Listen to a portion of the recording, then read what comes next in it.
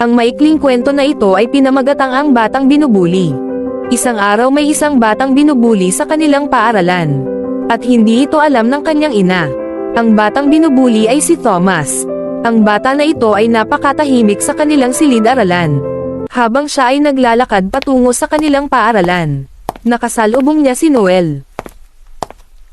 Ay, Thomas! Ampon! Ampon!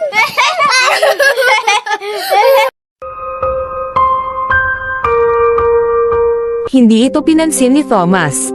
Nagtungo siya sa kanilang silid-aralan, na nakayuko at umiiyak. Pag-uwi niya ng kanilang tahanan, umiiyak siya sa kanyang ina. Ina! Ina!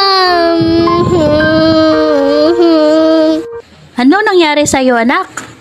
Meron po akong kamag-aral ng bubuli sa akin. May nagsasabi sa akin, ako daw ay isang ampon. Walang katotohanan yun, anak, dahil dinala kita sa aking sinapupunan na 9 na buwan. Ina, ayoko na pong pumasok sa school kasi po may nambubuli po sa akin. Alam mo, anak, mahalaga ang edukasyon dahil yan lang ang maipamamana ko para sa iyo, anak. Nandito lang ako sa iyong tabi, anak, gagabayan kita hanggang sa iyong paglaki. Nandito, anak, ang iyong mga guro, handa kang gabayan sa iyong pag-aaral. Salamat po, Ina, sa iyong payo. Susundin ko po yung iyong payo, Ina. Mag-aaral po ako mabuti.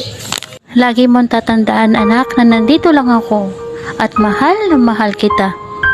Ang awit na ito ay alay ko sa'yo. Ang himig at titig ay pag-ibig sa puso ko. Dito nagtatapos ang maikling kwento, na walang hanggang pagmamahal ng isang ina. Ito ay hango sa totoong buhay. Ang aral dito ay huwag mangutya ng kapwa, bagkus respetuhin ang kapwa. Ito ay orihinal na panulat ni Mary Rose Mercurio. God bless us all. God is good all the time.